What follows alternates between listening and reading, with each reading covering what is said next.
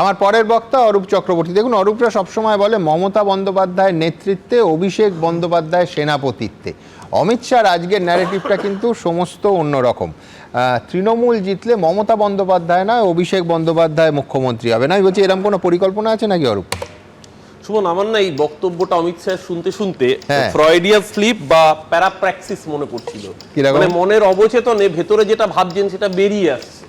মানে অমিত শাহ বিজেপির কর্মী সমর্থকদের চাঙ্গা করতে এসে মনের অবচেতনে উনিও যেটা জানেন সেটাই বলে ফেলছেন যে তৃণমূল জিতলে কিন্তু ভাইপোর শাসন। মানে উনিও জানেন যে নির্বাচনে বিজেপি কতটা লেজে গোবরে হবে আগে থেকেই, তাই অবচেতন মনের যে ঘটনাগুলো সেগুলো অব্যক্তভাবে হলেও বেরিয়ে আসছে।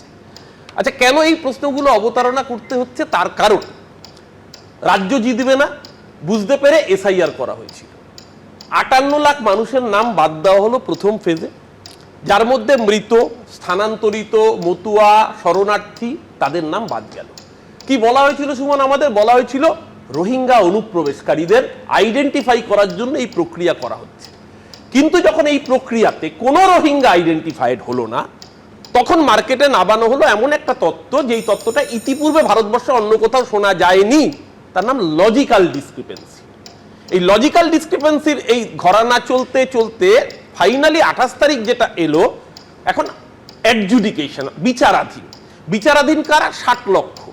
না, সেসব বুঝলাম, আমি বুঝতে পারছি তুমি এসআইআর এ পুরো জিনিসটা নিয়ে যেতে চাইছো, কিন্তু এই যে তুমি ভালো খারাপ বলছো না, এর আগে ভালো খারাপ তো তৃণমূলের দিক থেকে হয়েছিল যে অমিত শাহ খারাপ, নরেন্দ্র মোদী ভালো। বারবার মমতা বন্দ্যোপাধ্যায় তার কাছে কমপ্লেন করেছিলেন যে আপনার স্বরাষ্ট্রমন্ত্রীকে সামলান।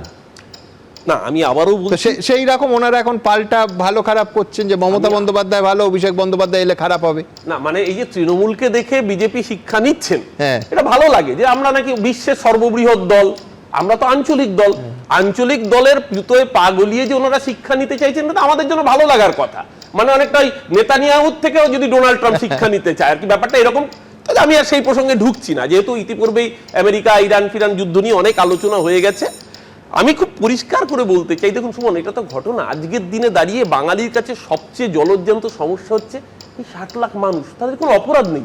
২০০২ সালে এদের প্রত্যেকের নাম আছে, অথবা প্রজেনি ম্যাপিংয়ে তাদের বাবা মার নাম আছে।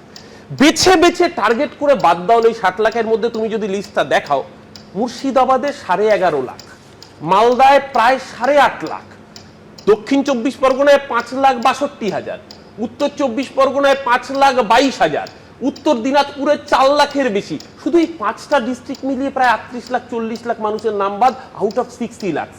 বেছে বেছে টার্গেট করে সংখ্যালঘু মানুষ এবং মহিলাদের নাম বাদ। কেন?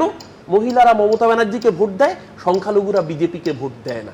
এই যে জায়গাটা, আচ্ছা এই ভ্যানিশ কুমার, ইনি তো পাগল নন, ইনি তো শেয়ানা পাগল। বেছে বেছে তার আগে কেন্দ্রীয় বাহিনীকে আনা হচ্ছে কেন? যাতে এর ফলে যে অশান্তির পরিবেশ সৃষ্টি হতে পারে তার জন্য আগে থেকেই কেন্দ্রীয়। আর মনে করে দেখুন শ্রমিক ভট্টাচার্যের স্টেটমেন্ট, আপনি ভোট দিন বা না দিন আমরাই জিতছি। আগে থেকেই তো স্ক্রিপ্ট। শুভেন্দু অধিকারী বলেছিল ১,২০,০০,০০০, শান্তনু ঠাকুর বলেছিল ১,২৫,০০,০০০। আগে থেকে তো টার্গেট দেওয়া। প্রথমে ৫৮ লাখ বাদ গেছে, তার সাথে ওই ডিলিশন ফিলিশন নিয়ে আরো ৫,৬৩,০০,০০০, আর এখন ৬০ লাখ, কত দাঁড়ালো? ১,২৩,০০,০০০। মানে ওনারা যে স্ক্রিপ্ট অনুযায়ী ফিগার দিয়েছিলেন, এক্স্যাক্টলি সেই ফিগারে ম্যাচ করাতে হচ্ছে নির্বাচন কমিশনকে। মাথায় রাখতে হবে এই ফিগারটা পুরো ফিগার ছিল না, কারণ বৈধ যারা ডিলিটেড, বৈধ যারা মৃত, তাদের নাম আগেই বাদ গেছে। সেটা নিয়ে কারণ সেখানেও বক্তব্য রয়েছে, জীবিত মানুষকে মৃত দেখানো হয়েছে। এবং সুমন, আরো ভয়ঙ্কর, এবার কিন্তু মৃত বলা হচ্ছে না, এবার ডাইরেক্ট ডিলিটেড বলা হচ্ছে। এবং কারা ডিলিটেড? ভিডিও, তার নাম ডিলিটেড। আজকে ডিলিটেড বিজেপির, আমি জানতাম না যে বিজেপির যুব মোর্চার সভাপতি জলপাইগুড়ি জেলার, সেও রোহিঙ্গা, তার নাম ডিলিটেড হয়ে গেছে।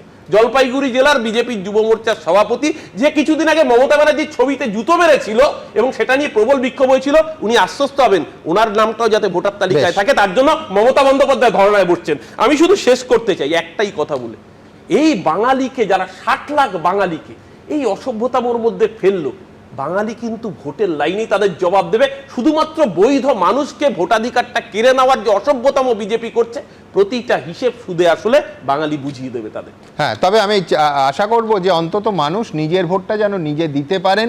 প্রতিবার ভোটের দিন যে ছবিটা আমরা দেখতে পাই, সেই ছবিটা যেন না হয়। আমি সরাসরি তরুণের কাছে যাব। নিজের ভোটটা নিজে দিতে পারে। হ্যাঁ, যতদিন ভোটার লিস্টের নামটা ছিল ততদিন সুষ্ঠুভাবে মানুষ যাতে দিতে পারে, সেই ব্যবস্থাটা এনশিওর করতে হবে। এবিপি আনন্দ, এগিয়ে থাকে, এগিয়ে রাখে।